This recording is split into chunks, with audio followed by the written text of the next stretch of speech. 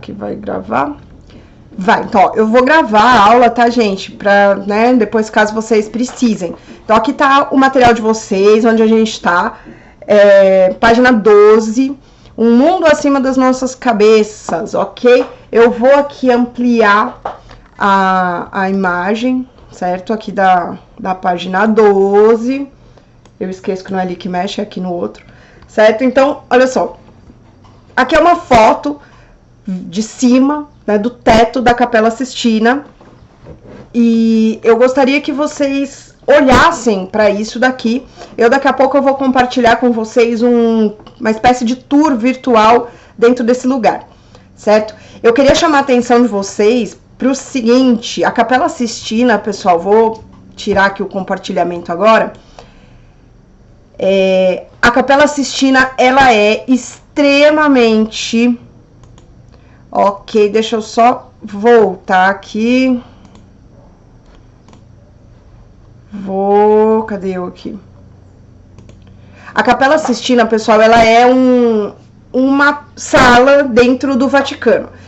Vocês já ouviram falar da Capela Sistina? Para que ela serve hoje, por exemplo? O que se faz lá dentro? O que ela é? Alguém já ouviu falar? Pessoal, bom dia. Não. Não?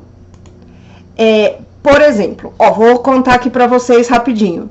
Deixa eu só alterar o layout aqui para colocar todo mundo na tela. A Capela Sistina, pessoal, ela é hoje uma capela, né? Uma sala de oração e tal. Porém, eu queria que vocês soubessem que essa capela hoje, por exemplo, a coisa mais importante que acontece dentro dela é a escolha do Papa. Então, por exemplo, lá dentro acontece o que dentro da Igreja Católica é chamado, por exemplo, de uma espécie de eleição, certo? Que seria, então, uma espécie de concílio onde vai acontecer a eleição para se escolher o Papa. Então, quando, por exemplo, o João Paulo II morreu, o Papa João Paulo II morreu, foi feito essa eleição, e aí eles resolveram eleger o Bento XVI como Papa. Então, os cardeais, eles ficam lá dentro da capela, né, e ali dentro eles fazem toda aquela discussão e tal, e aí eles vão eleger o novo Papa. Aconteceu, obviamente, a mesma coisa quando o Bento XVI, ele deixou de ser Papa, e ele, né, pediu para deixar de ser Papa por causa da saúde dele e tudo mais. Também foi feita uma outra eleição, né, uma outra escolha, escolheram o Papa Francisco, ok? Oi. Esse negócio que você falou de eleger assim, eu vi num filme, não sei se é verdade, mas tipo assim, que eles fazem através de vela. Tipo, todo mundo pega qualquer vela, aí passa lá os homens lá, aí as velas que apagar é o novo Papa. É mais ou menos assim, não é tão simples assim não, mas é mais ou menos. O que acontece? Eles fazem uma eleição mesmo, né? Eles fazem uma espécie de votação mesmo, com papel, com tudo lá escrito, que nem uma eleição relativamente comum. Só que acontece o seguinte: tem toda essa questão mística também, né? Essa questão vamos dizer assim, de orar, de pedir que Deus indique o novo Papa, mas na verdade é uma eleição bastante política também, né? Existe toda uma questão política, uma discussão política de quem vai ser o novo Papa. Não é tão simples assim. Mas enfim, ó, eu vou mostrar, não quero ficar falando tanto dessas coisas, né? Porque senão Cadê? Ok. A gente, né, vamos nós aí para a parte mais da arte mesmo, porque senão fica complicado, principalmente para quem não é exatamente cristão. Ó, aqui dentro do site, eu tô no site do Vaticano, ok, do Museu do Vaticano. Aqui tem uma espécie de tour virtual dentro da Capela Sistina. Então, eu queria que vocês dessem uma olhadinha, né, aqui, como que ela é sem pessoas, né? Então, aqui, por exemplo, ó, ela não é só o teto, né? Tem muita gente que acha que a Capela Sistina é só um teto, mas não. Ela parece quase que um gibi, uma história em quadrinhos. Ela tem um monte de imagens pintadas, tanto nas paredes como no teto. Então, ela não é, né, super só aquele teto, né, que muitas vezes as pessoas acham. Tem gente, inclusive, que acha que é só aquela pintura do Adão tocando a mão de Deus, né? E não, na verdade, ela é cheias de imagens, certo? E uma das imagens famosas, evidente, né, que além do teto, é esse painel aqui lá na frente. Eu tô tentando chegar mais perto dele para vocês verem, ok? Ó, aqui tem um altar. E aqui tem uma pintura na parede, um afresco imenso. Esse afresco se chama o Juízo Final. Eu vou chegar mais perto. Aqui o altar, o afresco. E essas obras, pessoal, elas foram pintadas pelo Michelangelo, que é um dos maiores artistas aí dessa época do Renascimento. Ó, eu vou fazer de conta que eu tô olhando para cima. Tem um monte de imagens aqui, repito, não é só o afresco da criação, ok? Isso é bem importante chamar a atenção de vocês. Tem muita gente que acha que é só... Ó, vou olhar aqui do outro lado. Né? Tem muita gente que acha que é só a criação do homem, que é esse aqui do meio. Ó, pra vocês terem uma ideia, ó, tá vendo? Aqui onde tá a setinha do meu computador, isso daqui é a criação de Adão. Então, é evidente que muita gente, às vezes, fica até meio... Nossa, né? Mas é só isso. Sim, gente, é só isso. Eu vou parar o compartilhamento aqui para conversar com vocês. Eu vou trocar aqui porque eu quero mostrar uma imagem da Capela Sistina para vocês, dessa criação de Adão. Eu vou voltar aqui no material de vocês. Não, vou pôr essa aqui primeiro, vai. Ver imagem, abrir a imagem. Vamos abrir a imagem para vocês verem. Cadê? Ver imagem. Vou compartilhar aqui com vocês essa que é famosa, tá? Então eu vou compartilhar aqui. Eu não sei, deixa eu só achar aqui que aqui ele não tá... Tela 1, tela 2. Eu acho que é a tela 2, isso, permitir. Ó, eu pus aqui agora para vocês verem a parte mais famosa da criação, certo? Que é essa pintura aqui da criação do homem, certo? Então tem Adão aqui e aqui tem Deus. É importante que vocês, né, percebam que Deus é retratado aí como um homem, né, idoso, forte. E aí eu quero levar vocês agora para uma outra reflexão, que é a seguinte. Por que eu estou mostrando isso para vocês, né? Eu falei de arte, de religiosidade. Por que a apostila de vocês traz o teto da Capela Sistina, né? Não é só porque é incrível. É incrível. Estar ali dentro é uma experiência sensacional, porque ela realmente tem muitas imagens incríveis. Muitas. E ela é uma obra de um dos maiores artistas de todos os tempos, que é o Michelangelo. E eu queria contar aí algumas curiosidades para vocês em relação a esse artista, em relação à Capela Sistina, a essa obra especificamente. Mas para isso, pessoal, eu preciso que vocês, então, olhem bem para essa imagem. Né? Olhem para ela. Vocês conseguem perceber, por exemplo, né, que Deus é retratado como um homem mais velho. Mas como que é esse homem mais velho? Vocês conseguem perceber características dele? Então, por exemplo, esse homem, ele parece, se você tirar a cabeça dele, o corpo dele, ele parece um homem velhinho? Galerinha? Ó, vou trocar aqui para a página da apostila de vocês, que aqui tem também. Tem uma outra representação de Deus também. né, da Capela Sistina, em que Deus está criando o Sol e a Lua, e aqui embaixo a criação de Adão. Então tem essa representação de Deus como um homem velho, mas ele é muito forte. Vocês percebem isso? É um homem forte. Ele não é fraquinho, né? Ele não é um velhinho caquético. Né? Ele não é um idosinho daqueles que a gente vai, sei lá, levantar para dar lugar para ele sentar, né? Assim, dá a impressão que é um velhinho que faz atividade física, né? É um velhinho forte, é um velhinho sarado. E por que vocês acham que o Michelangelo representa Deus desse jeito? Sendo que, gente, detalhe, até então, na história da arte, ninguém nunca tinha representado Deus como uma pessoa, certo? As pessoas, os outros artistas, eles sempre representavam Deus como uma luz, como algo imaterial, né? Não uma representação visual. E aí o Michelangelo vai lá e mostra esse homem mais velho e forte, todo fortão. Por que vocês acham, né? O que vocês acham que tem aí? Por que um homem forte? Por que um homem mais velho? O que vocês acham? Acho que ele é mais velho, pois a atração da Terra mais rápida do tempo deveria ser mais velho.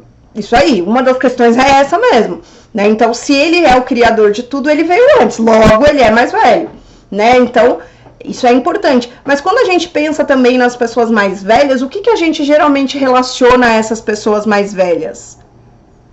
Quando a gente pensa numa pessoa mais velha, uma pessoa mais velha é uma pessoa mais o que a gente? Além de mais velha. Mais o que? Frágil. Então, mas esse Deus aí, representado pelo Michelangelo, ele é frágil? Ele tem cara de frágil? Ele não tem cara de frágil. Então, que característica, por exemplo, né? Isso é até interessante pra gente pensar nas pessoas mais velhas.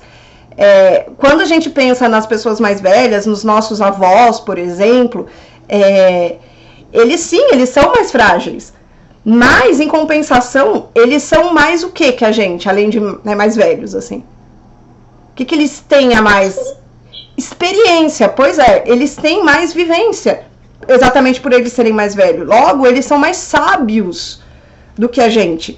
Essa questão da sabedoria, né, e tal, ela vai muito além, tá, gente, do conhecimento da escola. Então, aí, por exemplo, né, até pra gente pensar um pouquinho, por exemplo, uma pessoa que é mais velha e que nunca foi na escola, às vezes tem. A gente pode ter, às vezes, um avô ou conhecer alguém que estudou bem pouco na escola, né? Às vezes só fez até o começo, que antigamente se chamava de primário e tal. A pessoa mal sabe ler e escrever, mas ela é super sábia, né? Ela conhece muitas coisas, ela sabe de plantas, ela sabe da terra, ela sabe do céu, ela sabe da vida. Então, assim, a idade, ela traz com ela sabedoria.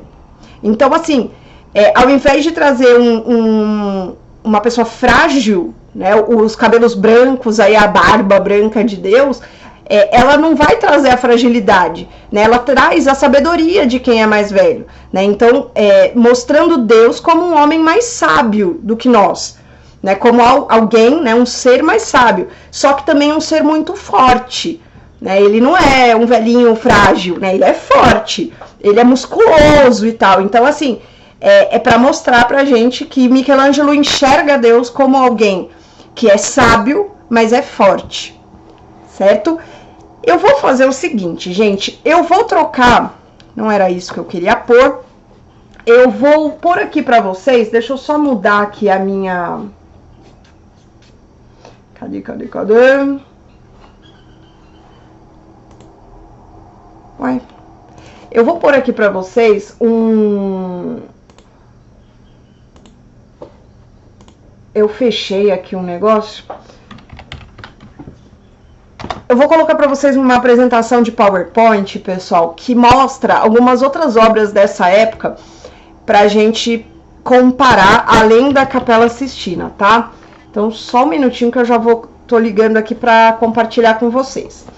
Só um minutinho. Ai, o meu computador tá meio lerdo hoje. Pronto. Vamos compartilhar a tela 2. Ó, eu vou aumentar aqui para ficar mais legal. Eita. Eu vou ampliar aqui, tá, gente? Essa imagem não é do Renascimento, tá? Ela é uma imagem lá da Roma Antiga, mas eu quero que vocês deem uma olhada nessas imagens que vocês vão ver agora. Então, por exemplo, né, isso aqui é o Laocoonte, que é uma história da Guerra de Troia,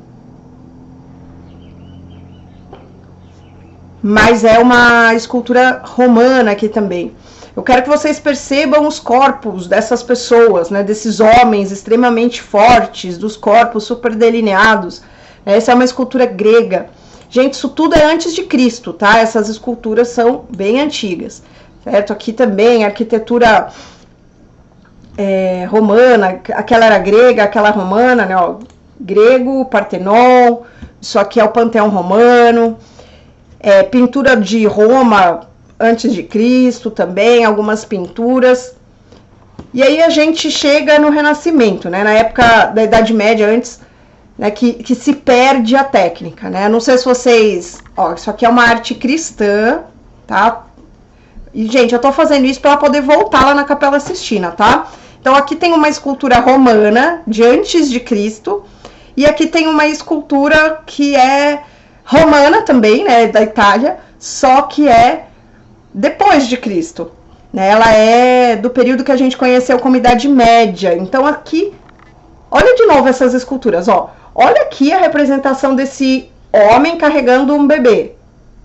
E olha a representação aqui dessa mulher carregando um bebê.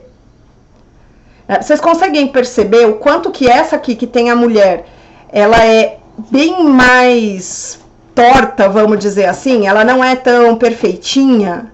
Vocês conseguem perceber isso? Meninos?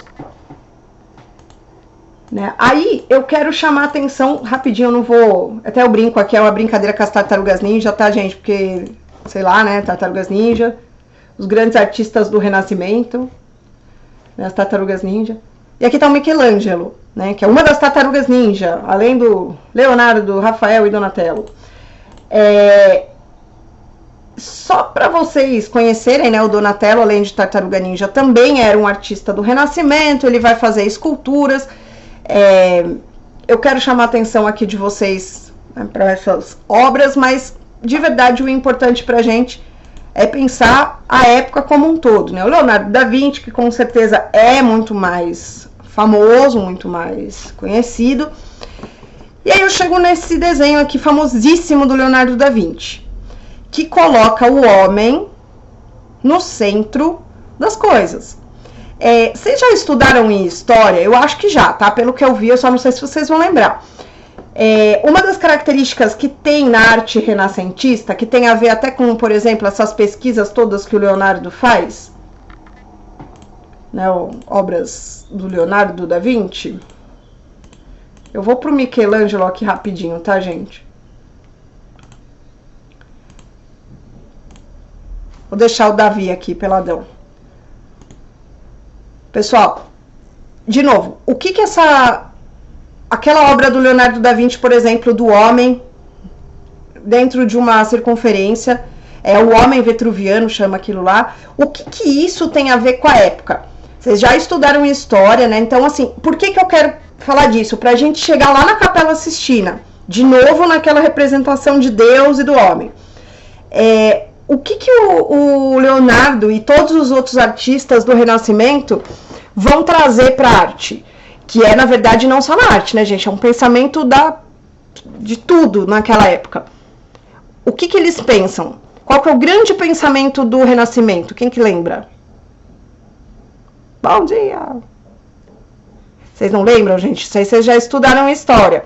Ó, o grande pensamento do Renascimento, pessoal, é o humanismo.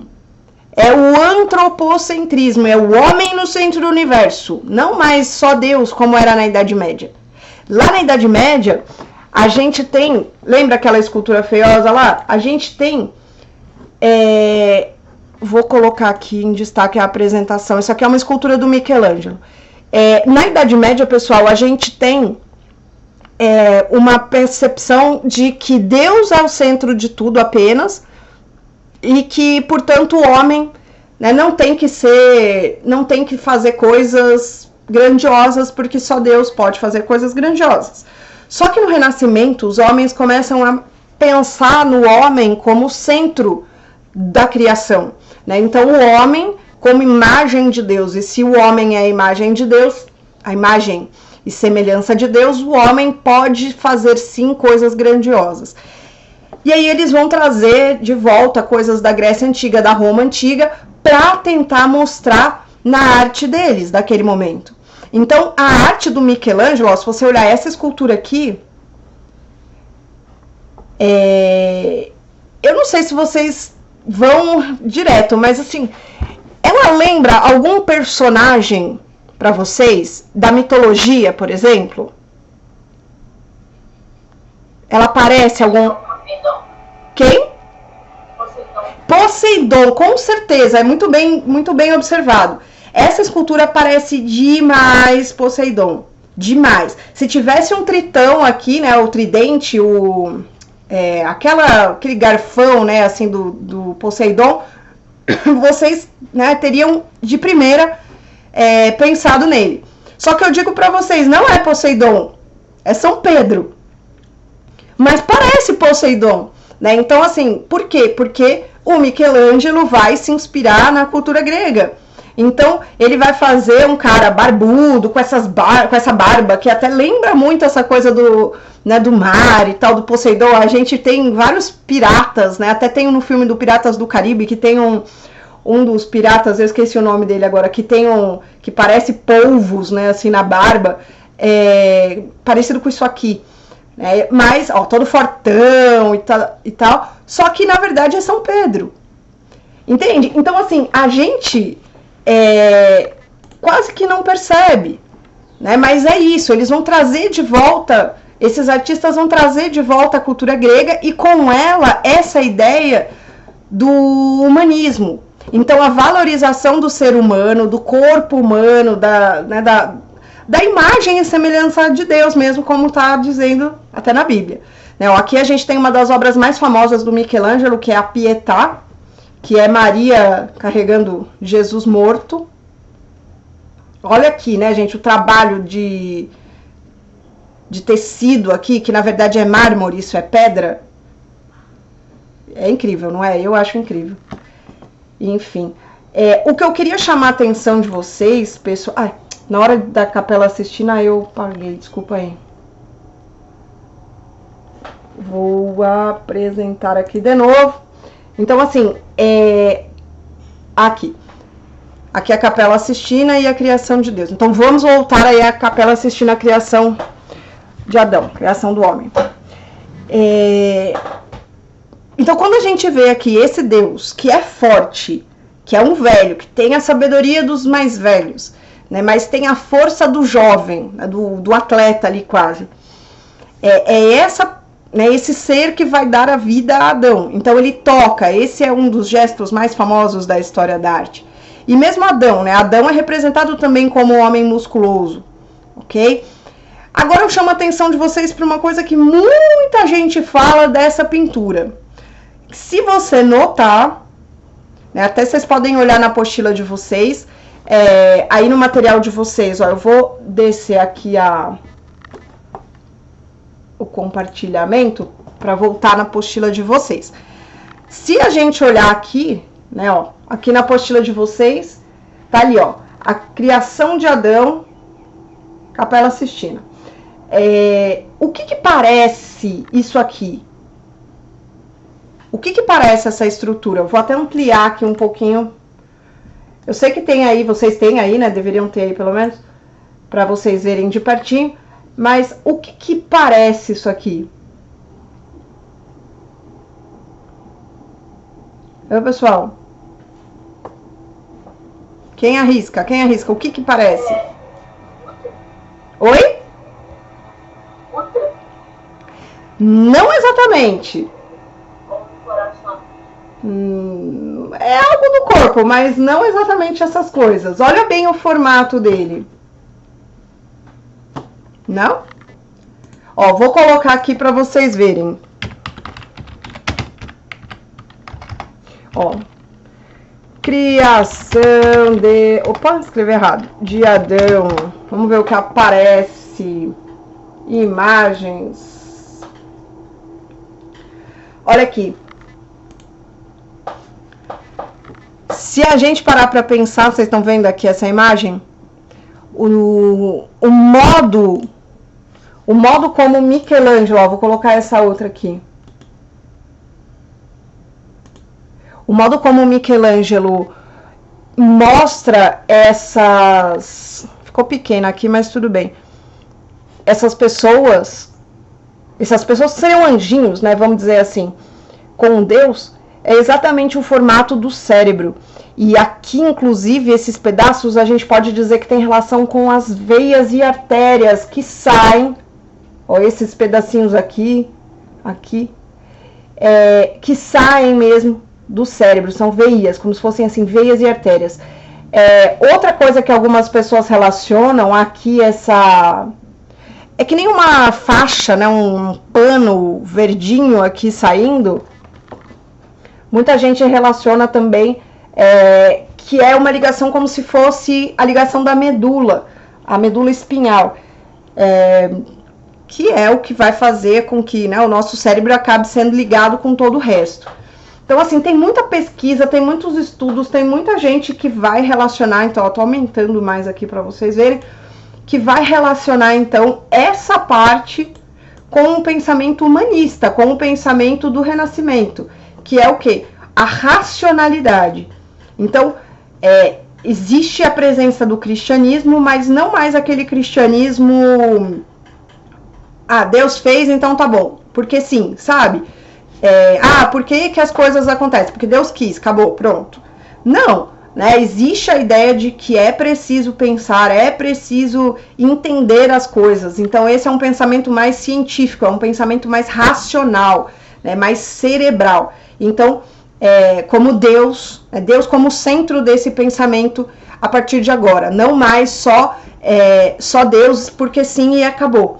Mas tentar entender como as coisas funcionam. Isso que eu tô falando, gente, é o contraponto ao que vem antes, que é a Idade Média, que tudo era porque Deus quis. Então, por que chove? Porque Deus quer que chove. Né? Aí depois eles vão pesquisar, por que chove? Porque a água evapora, então a água vai, né? As gotículas evaporadas da água, elas sobem, elas formam as nuvens, e aí depois, quando elas estão lá em cima em estado gasoso, elas se condensam, elas voltam a virar água e elas caem em forma de chuva, por exemplo. Isso é científico, né? Isso é uma pesquisa científica. Agora, falar porque Deus quis, não é, né, gente? Ou, por que as mulheres engravidam? Porque Deus quis.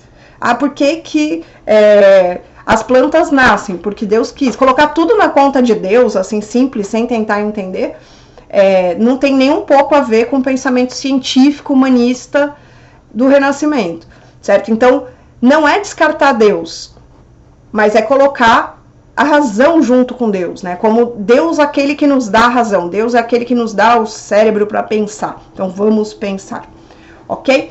Bom, eu queria chamar a atenção de vocês aqui para outra parte, né? Eu vou diminuir aqui para vocês, junto comigo, verem aqui a página 13 da apostila de vocês, que fala ali, ó, atividade. A seguir temos 3 cenas ampliadas que fazem parte do teto da Capela Sistina, para vocês olharem atentamente e ler as descrições. Ok, então aqui a gente tem a criação do Sol e da Lua, que é uma passagem do Gênesis. Tem outras passagens do Gênesis, tá, gente? Opa, desculpa, apertei errado. Tem outras passagens do Gênesis na Capela Sistina. Tem a criação do Adão, que é uma passagem do livro do Gênesis na Bíblia. Tem, ó, vou ampliar aqui para vocês verem. Não vai dar para ver tão bem, mas enfim, porque vai estar algumas coisas de ponta cabeça. Mas, por exemplo, tem aqui, ó, a maçã. Ó, esse pedacinho aqui é quando a Eva comeu a maçã e aí eles vão ser expulsos do paraíso, por exemplo. Aí tem aqui o dilúvio, a Arca de Noé e tal. Então, assim, tem várias passagens do livro do Gênesis aqui no centro. Então, aqui é a criação do mundo, criação dos astros, criação da terra, criação dos animais, criação do homem. Aqui o homem recebendo... Vamos ampliar aqui para vocês verem. Opa! De Deus, tudo, né? O paraíso, vamos dizer assim, aqui é a traição dos homens que comem a maçã. Né? Aqui é o que tá aqui nessa... Deixa eu só voltar aqui. Esse pedaço aqui, que é o dilúvio.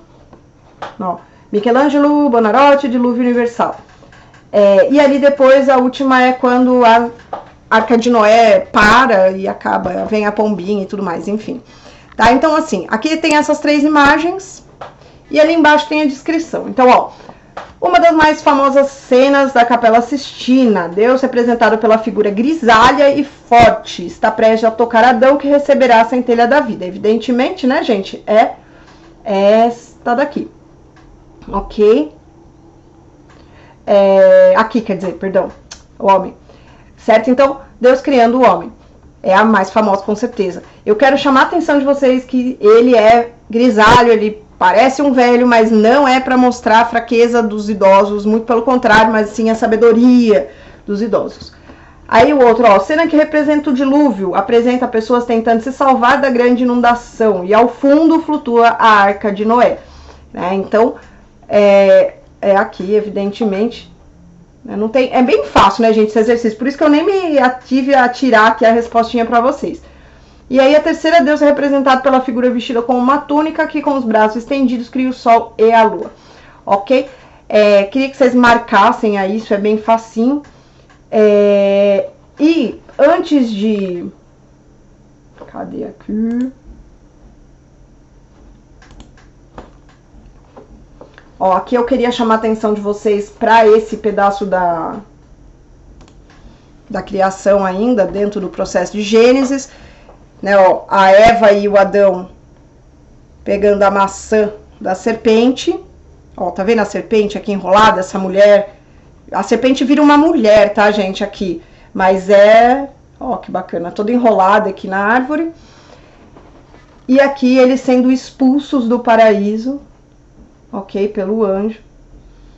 E eu queria contar umas coisinhas pra vocês, gente. Eu não sei se vocês percebem, ó, é todo mundo meio forte, né? Aqui na... Ó o braço dessa mulher, gente. Ela é mega fortona, né? Parece até meio masculina. Que acontece? Ó, vou pôr mais uma aqui só pra vocês verem. Ó, aqui também, um pedaço aqui do canto. Como se fosse um anjo. Ó, uma outra mulher aqui da Capela Sistina. Isso é tudo pintura, tá, gente? Aqui também representa, faz de conta que é escultura, mas é pintura. Que eu quero chamar a atenção de vocês? Ó, mais um pedacinho aqui, aquele de Deus.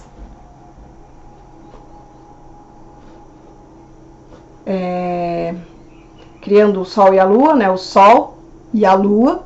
Na apostila de vocês, acho que não dá muito pra ver a Lua, né? Dá mais pra ver o Sol, mas aqui o Sol e ali a Lua. E detalhe, tem muitas coisas bizarras, né? Aqui, por exemplo, isso aqui é como se fosse Deus com o bumbum de fora, né? Vocês estão vendo? Aqui ele tá com o bumbum de fora. Mas o Michelangelo fez assim mesmo, tá, gente? Enfim, eu vou chamar a atenção de vocês para um detalhe, ó, que tem várias partes da Capela Sistina, né, que várias fotos, eu pus só no Google aqui para vocês terem uma ideia e da quantidade de coisas que tem nela, de muitas imagens. Ó, aqui quando acontece o concílio, tal, ó, os papas aqui para decidirem, os papas, perdão, os cardeais para decidirem sobre a igreja e tudo mais. Aqui um dia cheio de gente, ó. Ó, aqui também, quando foram restaurar.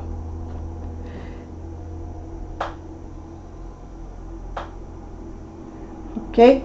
Bom, eu vou parar aqui agora, eu quero voltar daqui a pouco vou voltar para vocês agora, para a apresentação. Eu sei que é meio chato, assim, essa coisa só de história, mas é importante, acho que é super bacana pra gente ter esse momento cultural aí, vamos dizer assim, certo? Que eu queria que vocês pensassem, então, mais do que, né, só, enfim, decorar isso, falar, quem pintou a Capela Sistina, foi o Michelangelo. Eu queria que vocês pensassem nessa importância desse momento de que os artistas, não só o Michelangelo, né, mas os artistas começam a pintar para a igreja, porém, ou esculpir, né, assim, criar arte para a igreja, mas eles não escondem os seus pensamentos. Então, assim, é uma arte que a igreja que paga, a igreja que manda fazer, é para contar, né, que nem eu falei que a Capela Sistina parece uma história em quadrinhos, né, tem muita pintura, tem muita imagem. Ali no centro, várias passagens importantes do livro do Gênesis, por exemplo, naquele juízo final, é muita coisa meio apocalipse e tal. Então, assim, apesar dela ser extremamente didática, vamos dizer assim, né, contando várias passagens bíblicas, o Michelangelo, ele coloca ali o que ele acredita. Ele não coloca só o que está na Bíblia, entende? Ele vai colocar o pensamento humanista dele. Tanto é que eu acho que é bacana, né, assim, falar para vocês, por exemplo, curiosidades em relação à Capela Sistina. Por exemplo, quando a Capela Sistina foi construída, isso em 1400 e tralalá, existia uma capela antiga, antes da Capela Sistina, que chamava Capela Magna, uma grande capela, e ela foi reformada por um papa chamado Sisto, por isso que ela chama Sistina, tá, gente? Não tem nada de 6, tem gente que acha que é porque é de 1600, não tem nada a ver com isso. Ela chama Capela Sistina porque quem mandou construir foi o Papa Sisto VI. Não, quarto, sexto, olha, eu falando de 6, errei falando de 6. Enfim, ela foi mandada construir pelo Papa Sisto, e aí ele queria que ela fosse uma capela grandiosa, né? Não só uma capela grande em tamanho, mas grandiosa. E aí eles vão pedir, né, eles vão contratar, vamos dizer assim, grandes artistas da época para arrumar essa capela, porque a igreja queria fazer algo grandioso. E aí eles chamam um arquiteto da época, certo? Que chama Baccio Pontelli, enfim, não precisa saber esse nome de cor. E o Pontelli, ele vai se inspirar no Templo de Salomão, que também, né, é importante para a história da Bíblia e tal, para fazer a arquitetura de lá de dentro. Só que aí, gente, não adiantava só isso, precisava ter a pintura, ok? E aí, eles contrataram vários artistas, não é só o Michelangelo. Então, o Rafael, que também era lá uma das Tartarugas Ninja, né, um dos grandes artistas do Renascimento, ele também participou disso. Tem obras do Rafael, inclusive, na Capela Sistina. O Botticelli, que também é um artista famosíssimo do Renascimento, enfim, e outros. E aí, eles chamam o Michelangelo, que era, assim, um grande artista, para fazer parte do projeto. Só que o Michelangelo não queria aceitar o projeto, porque ele tinha sido contratado para pintar, e ele não queria pintar. O Michelangelo, assim como o Leonardo da Vinci, ele era um artista meio temperamental, assim, tá, gente? Ele queria fazer o que ele queria fazer. Ele não era muito assim, eu vou fazer o que você mandar. Não, ele era, assim, genioso, ele achava que ele que sabia de tudo. O Leonardo, dizem, era pior ainda. Mas o que acontece? Ele estava numa fase da vida dele que ele não queria mais pintar. Ele era escultor. Ele dizia que ele era escultor. Ele falava, eu não sou pintor. Eu não sou bom em pintura. O Rafael é bom em pintura. Eu não sou bom em pintura. E isso é verdade, tá, gente? O grande pintor do Renascimento foi o Rafael, não foi o Leonardo. Né? O Leonardo da Vinci, ele foi um grande cientista, ele foi um grande pensador, ele foi um grande gênio. Mas ele não foi o maior pintor do Renascimento, não, tá? Nem em quantidade, nem em qualidade. Ele é famoso por outras coisas, ele é famoso pela genialidade dele, pelas obras, pelas invenções, tá? Que fique claro. E o Michelangelo era o grande escultor, ele fazia obras que nem aquela Pietà que vocês viram agora há pouco, sensacional, gente, era de pedra, e ele faz aqueles tecidos incríveis. Então ele não queria, ele não queria pintar, ele queria esculpir. Tanto que aquele São Pedro, que parece Poseidon, né, que vocês falaram, ele tá dentro do Vaticano. Mas ele tá no túmulo, no que falam, né, que seria o túmulo de São Pedro. E aí o que acontece? O Rafael fez umas coisas incríveis. E ele sabia que ele não ia fazer nada melhor que o Rafael, que ele não era melhor que o Rafael. Então ele não queria aceitar. Ele falou, não quero fazer esse projeto. Mas aí o Papa encheu muito o saco dele, muito o saco dele, muito o saco dele. E aí ele acabou aceitando. Só que aí ele colocou uma condição. E a condição dele foi, eu não quero ninguém me enchendo o saco. Né? Eu não quero ninguém colocando dedo nas minhas obras. Dedo em que sentido? Não de verdade, né? Mas assim, dando palpite. Ele falou assim que ele queria ter absoluta, assim, sabe, permissão para fazer o que ele quisesse, como ele quisesse. Então, o Papa aceitou. E aí, o que acontece? O Michelangelo, gente, ele colocou um monte de coisas, vamos dizer assim, que muita gente naquele momento até não gostou. Por exemplo, aquele, né, o Deus ali de costas com o bumbum de fora, né? Como assim, né? Tá certo que assim, tem muita gente que nem repara nisso. Né? Ou mesmo a história de representar Deus, né, fisicamente, como um homem velho. Teve gente que não gostou, né? Então, assim, ele coloca certos elementos que algumas pessoas não gostaram muito, que nem a coisa do cérebro, né? Da criação de Adão ali, Deus está dentro de uma figura que lembra o formato de um cérebro. Teve gente que não gostou, teve gente que achou, olha que absurdo, ele está colocando ali um símbolo da ciência, né? Enfim. Ou seja, né, tem outras coisas, há quem diga que tem símbolos maçônicos dentro da Capela Sistina. Eu diria que são mais símbolos de ciência, né, símbolos do pensamento humanista. Mas, enfim, né, ele pintou. E o que é doido, outra curiosidade que eu acho interessante, para mostrar a grandeza até do Michelangelo, apesar dele não ser um grande pintor, e o Papa chamar ele também não tinha conhecimento pleno da técnica de afresco. O que é isso, gente? Afresco.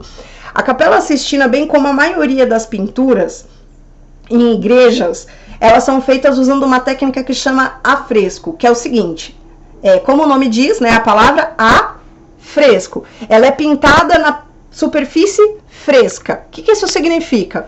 Eles passavam uma camada de gesso na parede ou no teto, enfim, e pintavam sobre ela enquanto o gesso ainda estivesse fresco, molhadinho, ok? Aí o que acontece? Quando o gesso seca, a tinta seca junto e ela acaba ficando mais resistente. É uma técnica que até hoje algumas pessoas utilizam. Eu não sei como que é a casa de vocês, mas, por exemplo, algumas casas hoje em dia têm um revestimento de gesso na parede. Né? Depois que eles fazem a construção, passam a massa fina, né, que é uma espécie de cimento, às vezes eles cobrem a parede com gesso. E é possível colorir já esse gesso.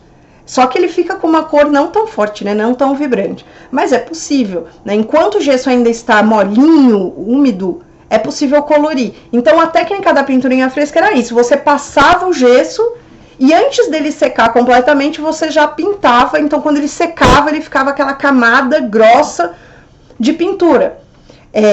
Ficava melhor. Eles tinham já, obviamente, feito o teste,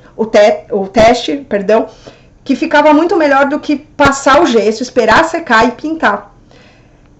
O que acontece quando você faz isso? A tinta ela fica muito mais fraquinha. E quando você pinta no gesso úmido, ela fica mais forte e ela fica mais resistente. Então, era assim a técnica. E ele não dominava a técnica. Ele não dominava. Então, assim, o Papa gostava muito dele, né? Pra chamar o cara só porque ele era famoso, mas ele não era pintor. E ainda assim, não sendo pintor, ele fez uma das obras mais incríveis do mundo. Tem só um detalhe que eu acho que é curioso também, chamar a atenção de vocês. Para pintar a fresco, as pessoas tinham um hábito de deitar, fazer um andaime bem grandão e eles deitavam e pintavam deitado o teto. Mas o Michelangelo, por não saber, não saber que eu digo assim, ele não conseguia pintar desse jeito. Ainda mais porque o teto da Capela Sistina não é totalmente reto, ele é meio abobadado, que é arredondado. Ele não estava conseguindo. Tanto que tem umas coisas meio desproporcionais, tem umas figuras menores, umas maiores. Aí ele desiste de pintar deitado e ele começa a pintar em pé mesmo. Então, assim, as pessoas achavam um absurdo, né? Ele pintar assim, olhando pra cima, mas era o jeito que ele conseguia, né? Então, curiosidades aí do processo da Capela Sistina. Outra coisa que eu acho bacana contar pra vocês, que aquela parte do fundo, né, o juízo final, ela foi feita depois, anos depois, e o Michelangelo estava numa fase assim péssima já da vida, enfim, ele achava que ele ia pro inferno, que aí tem toda uma questão, por exemplo, também, porque ele se descobre, isso é muito triste até, sabe? O Michelangelo, ele percebe que ele sente amor por um outro homem, né? Então, que ele tinha sentimentos por um outro homem e ele achava isso errado. Porque ele era cristão, né? Ele era muito cristão. E naquele momento não tinha, né, gente, vamos dizer assim, essa liberdade, esse entendimento que você tem hoje da homossexualidade. Então, o Michelangelo se percebe assim e ele acha que isso é horroroso e que, portanto, ele vai para o inferno. E quando ele pinta a parede, né, o afresco do juízo final, ele se coloca no inferno, porque ele acha que ele vai pro inferno. Então ele tá meio mal, assim, sabe? Mas enfim, mas ele pinta ali. E ele faz um Jesus ali, ó. Cadê aqui? Deixa eu pôr no... Eu vou compartilhar aqui com vocês de novo aqui, ó. Rapidinho, tá, gente? Porque vai acabar a aula. Olha aqui, de novo a Capela Sistina aqui do Tour do Vaticano. Gente, é muito legal. Eu queria que vocês tentassem passear um pouco, ó. O site tá aqui, ó, www.museivaticani.va, né, de Vaticano, que é um país, né, não se esqueçam disso. E ali tem o tour virtual. Ó, aqui não é esse Jesus que eu vou falar, isso aqui é uma escultura, tá? É um crucifixo. Mas, ó, aqui são os corpos que estão no inferno, pedindo clemência, vamos dizer assim. Ok. E aqui tem Jesus. Eu vou... Ó, aqui tem um Jesus que está salvando todo mundo. Eu vou virar aqui, tá? Esse Jesus, gente, ele não é assim com a cara tão sou bonzinho, tá? Esse Jesus aqui, ele parece meio que um Jesus com raiva, sabe? Não com raiva, mas assim, tipo, ó, humanidade, por que vocês pecam tanto, sabe? E aí ele só vai levar pro céu as pessoas que merecem, né? As pessoas que, sei lá, que estão mais... Ó, vou chegar um pouco mais perto aqui. Tá vendo? Ó, os braços dele. Esse aqui é Maria, mãe de Jesus.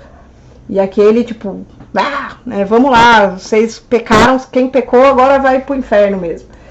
E aí aqui, esse monte de gente, ó, querendo ser salvo, mas não vai conseguir ser salvo. Ó, tem um malvado aqui não deixando o cara do